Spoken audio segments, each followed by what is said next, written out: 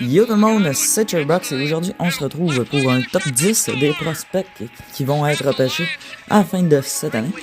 Donc on commence tout de suite avec la 10e position, donc oui je suis en voix off donc ça risque d'être un petit peu moins naturel.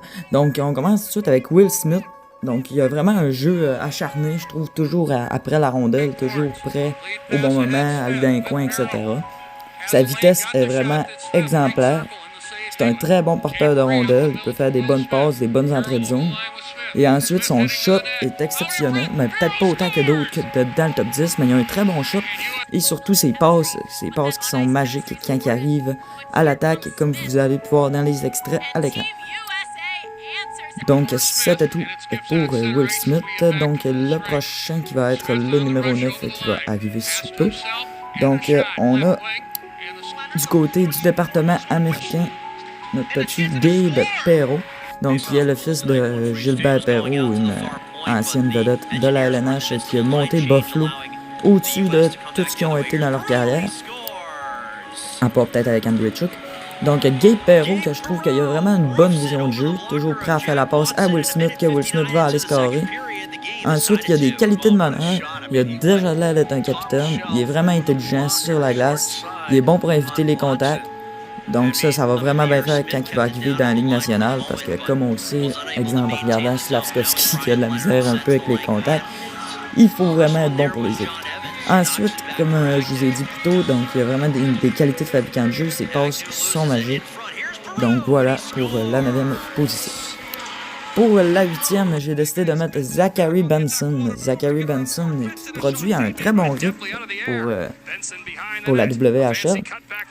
Donc il y a des très bonnes mains, très bonne manière de rondelle pour vrai. Encore un passeur né, donc toujours encore un très bon fabricant de jeu. Il y a beaucoup de fabricants de jeu cette année. C'est ça qu'il faut pour avoir une bonne équipe. Il perd jamais la puck. Il fait 5 pieds 10, mais il perd jamais la puck. Il est très bon pour se débattre. Donc il y a un extrait, je sais pas si c'est lui qui est en train de passer en ce moment, vu que je t'envoie. Donc il y a un extrait que vous pouvez voir, il y a 3 gars qui essaient d'y soutirer la rondelle. Lui, il s'en fout. Parce que, c'est ça, il s'en fout, il veut garder la puck puis aller scorer. Donc c'est tout pour Zachary Benson. Ensuite, on arrive à la 7e position, je vais encore en attendre un peu. Donc, 7e position, on y va pour Brandon Yager. Donc Yager, qui est un petit peu, il a toujours été proche de Benson dans les tops de prospects. Et c'est la même affaire pour moi, donc je trouve que c'est un petit peu le même genre de jeu. Yager, il est très constant, sachant que c'est quand même difficile, mais pas difficile d'être constant dans une petite ligue, mais je veux dire, quand tu as un joueur constant, tu le sais qu'il va devenir quelque chose. Donc, un gars qui est très bon mise au jeu, ce qui est assez rare justement à un tel jeune âge d'être aussi bon mise au jeu. Et il s'est marqué souvent des buts importants, donc l'an passé, pendant la Coupe Mémoriale, je crois, ou bien juste la Coupe WHL, en tout cas, il a fait des beaux buts en prolongation, des beaux buts pour faire gagner son équipe. Donc, il n'y a pas de stress. Puis ça aussi, c'est un joueur que tu veux dans la Ligue nationale pour qu'en série, il te fasse des buts, no stress. Donc, pour la 6e position, j'ai décidé d'y aller pour un gars que j'aime bien depuis quelques années. Donc, Dalibor Dvorsky, qui est un Tchèque, me semble. Non, Slovaque. Un Slovaque qui va pouvoir sortir dans le top 10, donc comme le mec Slavkovski, donc les Tchèques qui s'en viennent dans la Ligue à profusion.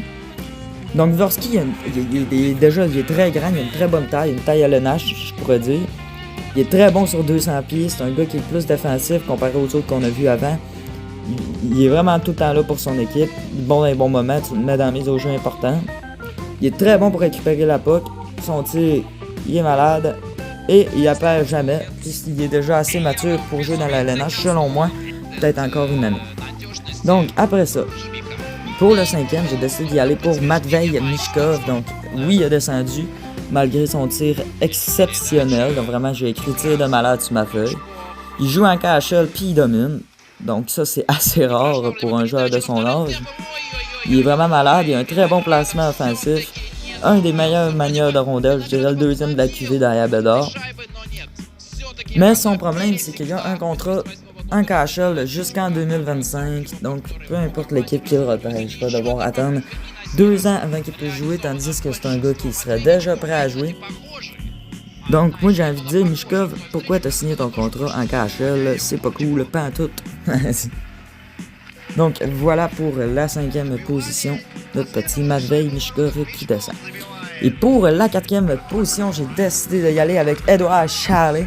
Donc je l'ai vraiment aimé, Tchéquie, je pense, oui, de la Tchéquie. Je l'ai vraiment aimé au Canadien Mondial Junior. Il était toujours là dans les bons moments, mais toujours là tout court. Il est très bon manière de rondelle, récupérait tout le temps la rondelle, vraiment Charley, exceptionnel. Une taille élevée, il est très mature.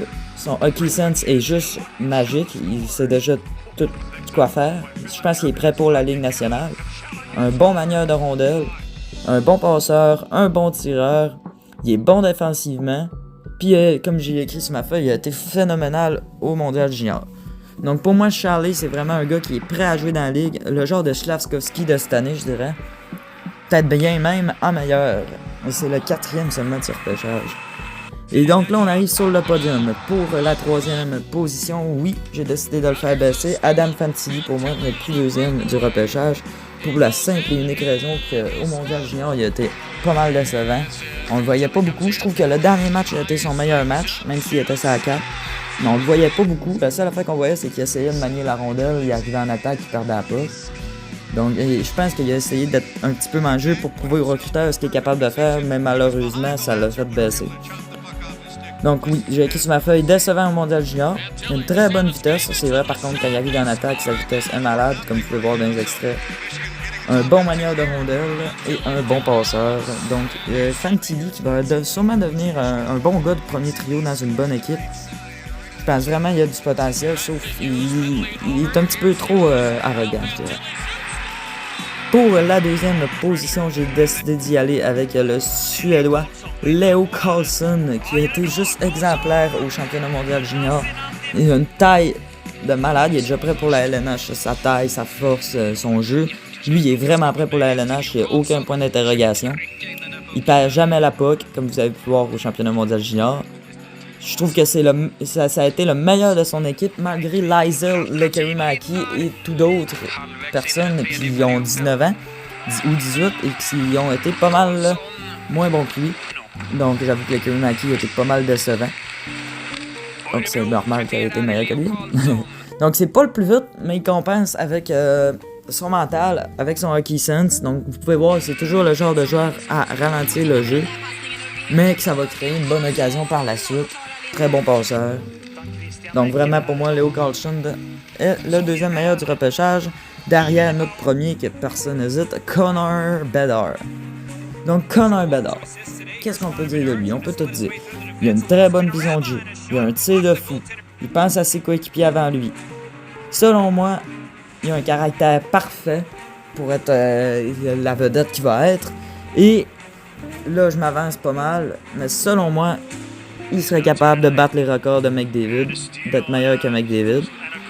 Seulement parce que McDavid joue dans une équipe qui bouge pas vraiment depuis les dernières années, même si Nugent et Evander Kane là, sont rendus bons.